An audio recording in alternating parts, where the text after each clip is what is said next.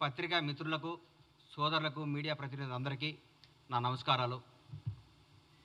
నిన్నటితో ప్రజాపాలన వచ్చి కాంగ్రెస్ ప్రభుత్వం గొప్పగా, అద్భుతంగా, ప్రజలందరూ మెచ్చుకునే విధంగా తెలంగాణనే కాకుండా ఆంధ్రప్రదేశ్, పక్క రాష్ట్రాల మహారాష్ట్ర కానీ, కర్ణాటక కానీ, ఒరిస్సా కానీ, ఛత్తీస్గఢ్ కానీ ప్రతి ఒక్కళ్ళు తెలంగాణ ఈ 30 రోజుల పరిపాలన గురించి చెప్పుకుంటున్న ఈ తరుణంలో నిన్న మాజీ మంత్రి హరీష్ రావు గారు, టీఆర్ఎస్ నాయకులు నిన్న మాట్లాడుతూ ఏదేదో మాటలు, ఎంత భయంకరంగా అంటే ఒక మనిషి అసూయ పీక్స్కి వెళ్ళిపోతే ఎట్లుంటుంది, ఒక కుళ్ళుబోత్తనం ఎట్లుంటుంది, ఒక తట్టుకోలేనితనం ఎట్లుంటుంది అంటే ఆయన ప్రెస్ మీట్ ఒకరోజు హరీష్ రావు గారు పెడతారు, ఒకరోజు కేటీ రామారావు గారు పెడతారు, ఇంకో రోజు గ్యాప్ ఇచ్చి కవిత గారు పెడతారు. వీళ్ళు ముగ్గురే ప్రెస్ మీట్లు కూడా పెట్టేది. ఎందుకంటే టీఆర్ఎస్ నాయకులకు తెలుసు బ్రహ్మాండంగా చేస్తుంది కాంగ్రెస్ ప్రభుత్వం. గౌరవనీయులు మన ముఖ్యమంత్రి, యువకులు, ఫైర్ బ్రాండ్ శ్రీ రేవంత్ రెడ్డి గారి నేతృత్వంలో కాంగ్రెస్ పార్టీ, కాంగ్రెస్ మంత్రులందరూ అద్భుతంగా ప్రగతి పదం వైపు దూసుకుపోతూ తెలంగాణ రాష్ట్రాన్ని, పేరుని, ఖ్యాతిని, వాణిని భారతదేశం మొత్తం వినిపించే విధంగా చేస్తున్నందుకు ఈరోజు భారతదేశం కూడా మన తెలంగాణ రాష్ట్రం గురించి చెప్పుకుంటాను. ఈ తరుణంలో నేను హరీష్ రావు గారు అంటారు 100 రోజుల తర్వాత ఇలా పప్పులు ఉడకమన్నాడు. నేను చెప్తున్నా హరీష్ రావు గారు, 100 రోజుల తర్వాత కాంగ్రెస్ ప్రభుత్వం బిర్యానీ ఉడుకుతుంది, చికెన్ ఉడుకుతుంది, గుడ్లు ఉడుకుతాయి, అన్నీ ఉడుకుతాయి. మీది ఏం ఉడకదు, మీ నీళ్లు కూడా ఉడకవు, మీ నీళ్లు కూడా కాగవు. ఎందుకు సార్ 100 రోజుల తర్వాత మమ్మల్ని ఏం చేస్తారు సార్ మీరు? ప్రగతి భవన్ని ప్రజాభవన్ చేసినందుకా? మీ ప్రగతి భవన్లో ఉన్న 100 గడీలు 5-6 పెద్ద పెద్ద బిల్డింగులు విడగొట్టి అందరికీ అందుబాటులో తీసుకొచ్చినందుకా? ఒక దళిత ఉప ముఖ్యమంత్రిని తీసుకొచ్చి అందులో పెట్టినందుకా? ఎందుకు సార్ మీరు చేసేది? నియంతృత్వ పాలనకు పాతరేసి ప్రజాపాలన తీసుకొచ్చినందుకా? మరి మహిళలందరికీ ఫ్రీగా బస్సులు ఇచ్చాం, ఫ్రీ బస్ టికెట్. 8 కోట్ల పైచిలకు ప్రయాణించారు మహిళలు. మాటల విషయం కాదు ఇది. 8 కోట్ల మంది స్త్రీమూర్తులు ఫ్రీగా తెలంగాణ రాష్ట్రంలో టికెట్ లేకుండా. అందరూ అనుకుంటున్నారు నిన్న, అన్న ఈ నెల నాకు 1300 మిగిలినాయి, ఈ నెల 1500 మిగిలినాయి, ఈ నెల 1600 మిగిలినాయి, ఈ 1600 తీసుకుపోయి చిట్టి కట్టుకుంటా అంది మా ఇంట్లో. పాపం మా ఇంట్లో పనిచేసే ఒక అమ్మాయి. నాకు చాలా ఆనందం అనిపించింది. ఇది ప్రజాపాలన అంటే, ఇది ప్రజాప్రభుత్వం అంటే. 10 లక్షల రూపాయలు మేము ఆరోగ్య బీమా కింద పంపించినందుక మీరు ఏం చేస్తారు సార్? మేము ఏ నిరంకుత్వం లేకుండా, ఏ రికమెండేషన్ లేకుండా నిజాయితీ గారి పరిపాలన అందిస్తున్నందుక, నీతిగల నాయకుల్ని మంచి మంచి ఉద్యోగాలు నియమించినందుక ఏ ఫీలింగ్ లేవు. సమాజం ప్రతి ఒక్క కమ్యూనిటీని తీసుకొని నీతివంతమైన అధికారులంతా నియమించి ముందుకు తీసుకుపోతున్నారు ముఖ్యమంత్రి గారికి రేవంత్ రెడ్డి గారు. మీరు దీనికా సార్ ఎందుకు కుళ్ళుకుంటున్నారు సార్? మీరు నాకు అర్థం కావట్లేదు. కాళేశ్వరం మొత్తం, మీ మేడిగడ్డ కాళేశ్వరం అవినీతి మొత్తం మా వాళ్ళు ఎంక్వైరీ చేస్తున్నందుక సార్ మీరు? మా మంత్రులందరూ మా ముఖ్యమంత్రి గారితో పాటు కొలీగ్స్ అంటే అది బ్యూటీ ఆఫ్ డెమోక్రసీ అంటే చూపిస్తున్నాం కాంగ్రెస్ ప్రభుత్వం. ముఖ్యమంత్రి నేను, మీరందరూ దూరం ఉండాలి, మీకు ఇంటర్వ్యూలు ఉండు, నేను రూమ్లో ఉంటా, నేను ఫామ్ హౌస్లో ఉంటా, నేను ప్రగతి భవన్ నుంచి రాను, నేను ఎవరు కనపడను, నాకు 3 వస్తే బయటకు వస్తా, 3 రాకపోతే ఇంట్లోనే ఉంటా, నా ఫుటానే చూసుకొని పరిపాలించుకోమని చెప్తలేరు మా ముఖ్యమంత్రి. ప్రతిరోజు ప్రజలకు, నాయకులకు, అందరికీ అందుబాటులో సచివాలయంలో, ఇంట్లో ప్రతి కార్యక్రమానికి వెళ్తున్నారు, ప్రతి ఒక్కరితో మాట్లాడుతున్నారు, మమేకమవుతున్నారు. ప్రజా ముఖ్యమంత్రి. అందుకా సార్ మీరు మమ్మల్ని 100 రోజుల్లో మమ్మల్ని మా పప్పులు ఉడుకొని చేసేది? ఏం చేయమంటారు? మమ్మల్ని పడుకోమంటారా? అవినీతి చేయమంటారా? మీ దగ్గర ఒక మంత్రి ప్రెస్ మీట్ పెట్టాలంటే మీ దగ్గర పర్మిషన్ తీసుకోవాలి. మీ దగ్గర ఒక ఎమ్మెల్యే మాట్లాడాలంటే మీతో నోటు పెట్టాలి ముందు మీకు. సార్ నేను ఇట్లా నోటు చేస్తున్నా, దయచేసి పర్మిషన్ పెట్టొచ్చా అని మీరు, మీ సారో ఎవరో చెప్తే అప్పుడు ఒప్పుకోవాలి. మీరు అది పెట్టలేదు. ఈ గత 10 ఏళ్లలో మీరు ఎంతమంది మంత్రులు ప్రెస్ మీట్ పెట్టారు? ఎంతమంది మీరు వచ్చి ఢిల్లీకి వచ్చి కార్యక్రమాలు చేశారు? నేను అంటారు ఈ పార్లమెంట్లో కంపల్సరీ గెలవాలి. కంపల్సరీ గెలవకుంటే మన తెలంగాణ సమస్యలు ఢిల్లీలో మాట్లాడేది ఎవరుండరు. ఈ 10 ఏళ్ళు ఎవరున్నారు సార్ అధికారంలోకి? మీరు ఎంతమంది ఎన్నిసార్లు మీరు ప్రధానమంత్రి గెలిచారు సార్? ఎన్నిసార్లు కేంద్ర మంత్రులు గెలిచారు సార్?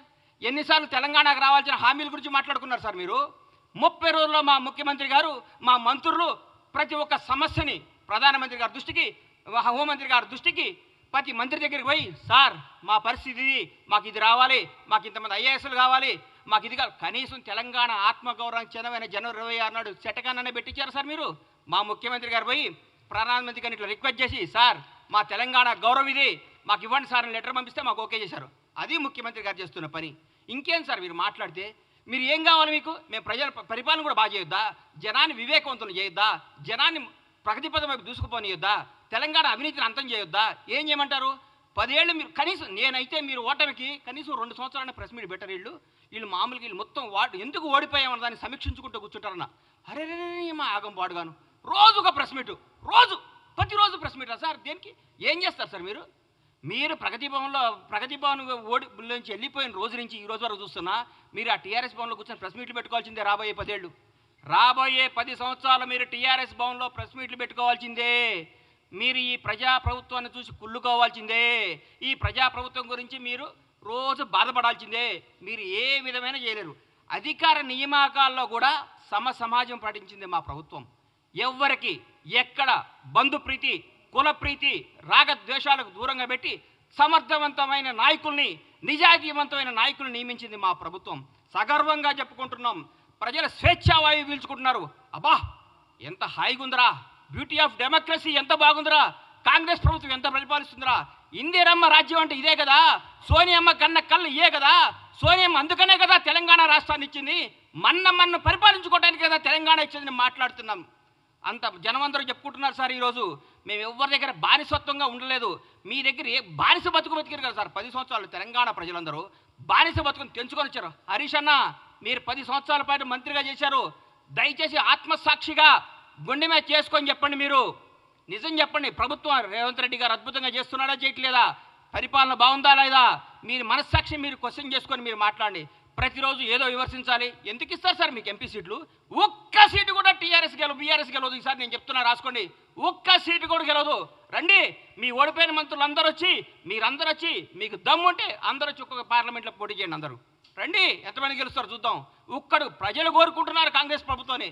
ఈరోజు ఢిల్లీలో ప్రతిపక్షంలో ఉన్నాం, రేపు అధికార పక్షంలోకి రాబోతున్నాం. ఢిల్లీలో కూడా మేము ఏం చేస్తారు సార్? మీరు టీఆర్ఎస్ ఎంపీలు గెలిచి ఏం చేస్తారు సార్? అక్కడ ఏం చేస్తారు సార్? ఈ 10 ఏళ్ళు ఎందుకు పోలేదు సార్? ఈ 10 ఏళ్ళు హైదరాబాద్ ఢిల్లీ ఫ్లైట్లు బంద్ అయినాయా? ఈ 10 సంవత్సరాలు హైదరాబాద్ ఢిల్లీకి ఫ్లైట్లు లేవా? ట్రాన్స్పోర్ట్ అయినా ఆగిపోయిందా? ఈ 30 రోజుల నుంచి ట్రాన్స్పోర్ట్ వచ్చిందా? మీ ముఖ్యమంత్రి గారు ఎన్నిసార్లు కలిచారు సార్? రాష్ట్రపతి వస్తే, ప్రధానమంత్రి వస్తేనే స్వాగతం పలకటానికి కూడా వెళ్ళని ముఖ్యమంత్రి గారు సార్ మీది. అది మీది.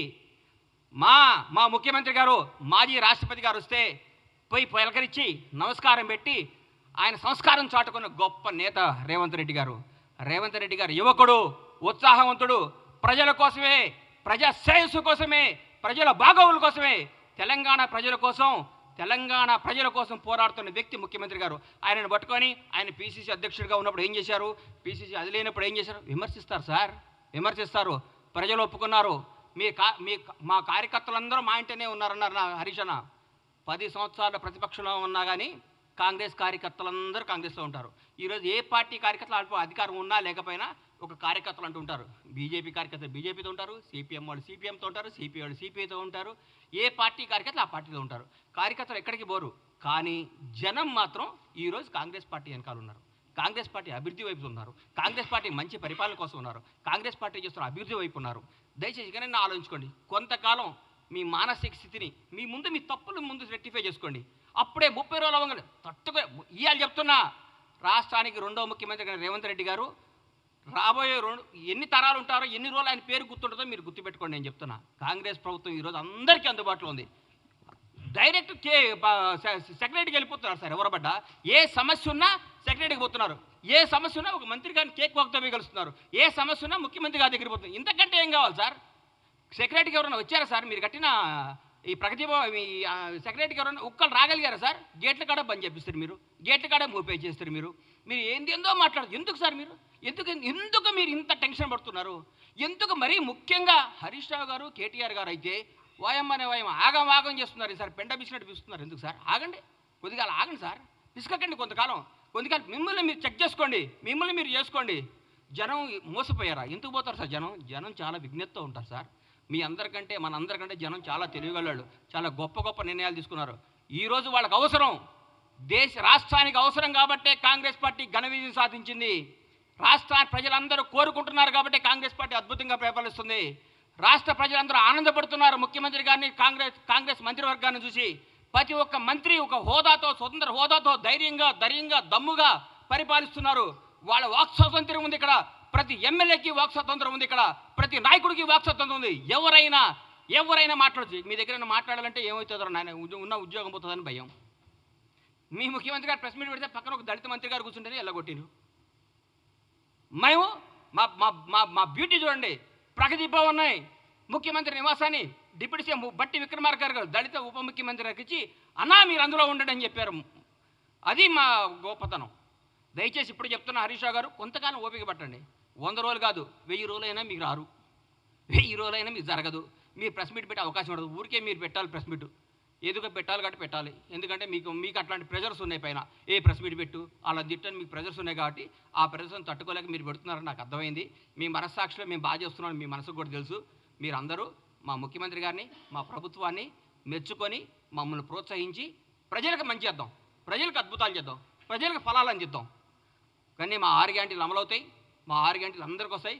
100 రోజుల తర్వాత ముఖ్యమంత్రి గారు, మా కాంగ్రెస్ ప్రభుత్వం చెప్పినట్టు, మా రాహుల్ గాంధీ గారు చెప్పినట్టు, మా ప్రభుత్వం చెప్పిన అన్ని కార్యక్రమాలు అమలు చేస్తాం. మీలాగా అబద్ధాలు చెప్పం, మోసాలు చేయం, తప్పులు చేయం, బంధుప్రీతి లేదు, రాగద్వేషాలు లేవు, నిజాయితీ పాలన ఉంది.